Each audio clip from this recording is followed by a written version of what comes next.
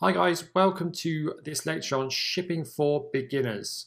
We're going to give you in this lecture an overview of shipping terms and good practices to be able to get your products from your country of manufacture to your front door.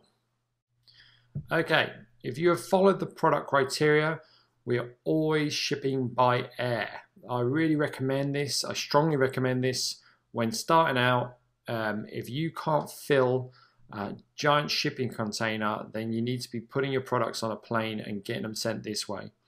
Yes, it can be more expensive, but you don't want your products sat on a boat that's taking 35 days to get to you, or just to get to your country, to receive your products. You can get your products on a plane, get them to your place where you're going to sell them, and you could have them all sold and be putting another order in whilst that boat's still somewhere out in the ocean. Okay, it's all about getting this done quick, getting your products out to market quick, and yeah, you want to go by air.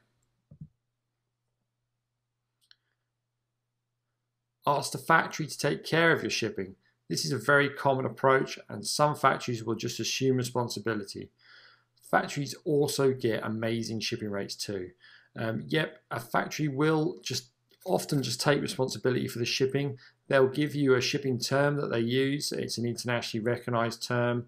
I'm going to go through all the terms in just a sec and let you know how they go. But most of the time, a factory will do the shipping for you and it will just be sent straight to your door. But it is something to be vigilant on and keep an eye on. Okay, shipping terms, Incoterms, international trade terms. Incoterms, short for International Commercial Terms, are an international set of guidelines for the interpretation of the most commonly used international trade terms. These terms are used to help eliminate the uncertainties in the different interpretations of such trade terms in language and different countries. If you are new to shipping contracts, you may be unaware of the different trading practices in the respective countries. A small misunderstanding could lead to disputes over who was meant to pay for the overseas freight, insurance, and other costs involved in the shipping of goods.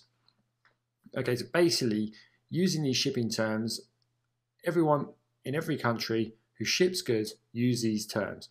That means that we're all singing off the same hymn sheet. Okay. Right, listed here is the Incoterms list. As you can see, there's quite a few of them.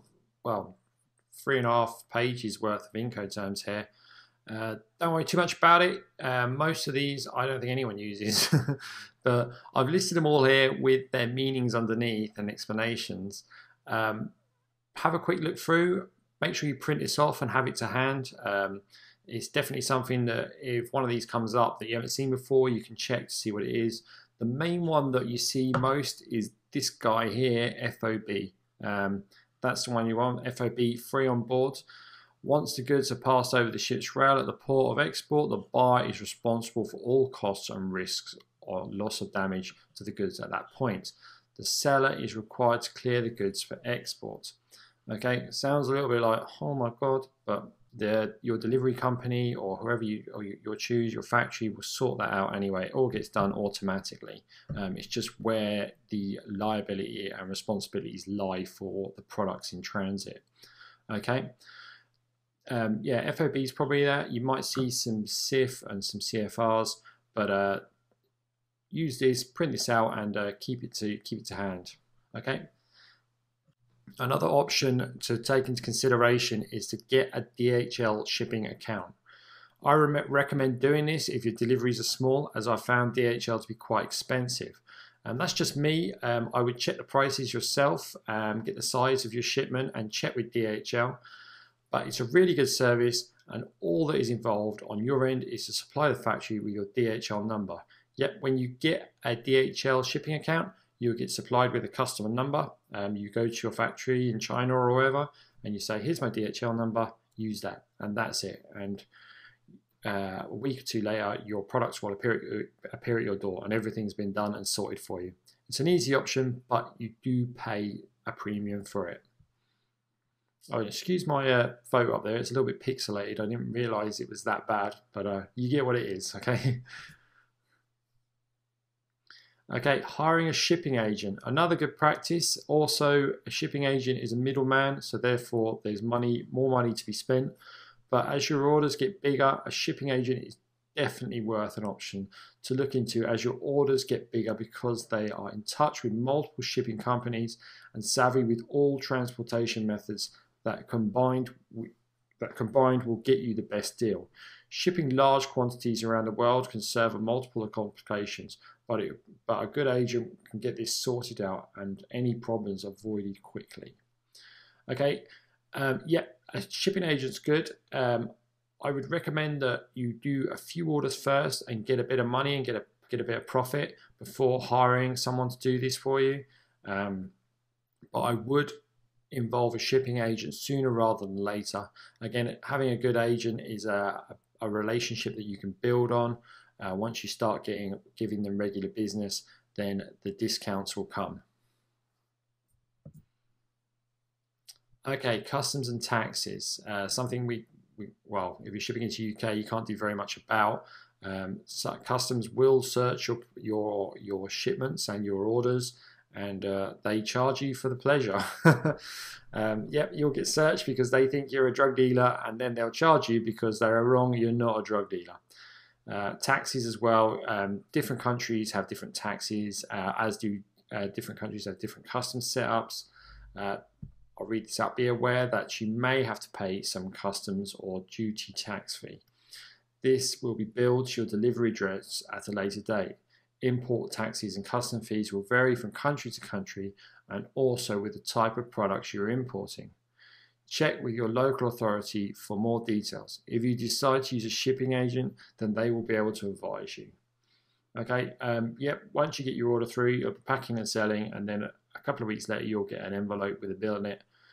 It's not a massive amount of money, I think.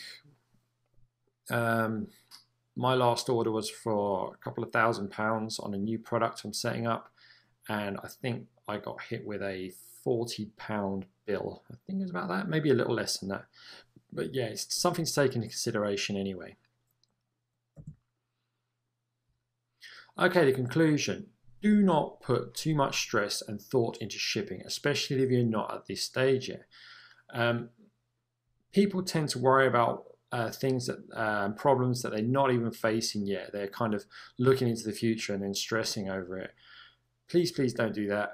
Shipping really is an intimidating subject, but once you get into it, most of it's done for you. Companies and third parties will handle this stuff for you.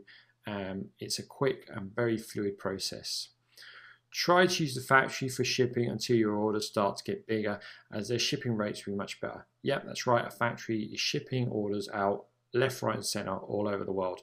Their shipping rates will be excellent with their negotiated shipping handler.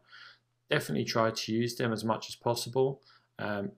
If the factory's resisting on this, or they, for whatever reason, they don't want to ship the product for you, then think about a DHL account, which would be probably my next port of call in your shoes. We're always shipping by air. DHL will give you the shipping options. A factory will also ask you how you would like it shipped. Always choose air until you can fill a shipping container. And when you can fill a shipping container, message me and tell me you're filling shipping containers full of product, and I will be over the moon. Okay, always use diligence and research your best options. Okay, never takes hardly any time, maybe a couple of phone calls or emails to get the best prices, get the best options, and yeah, just stay on top of that sort of thing and you can't go wrong. Okay, that's the end of this video. Thanks for watching. I'll see you soon.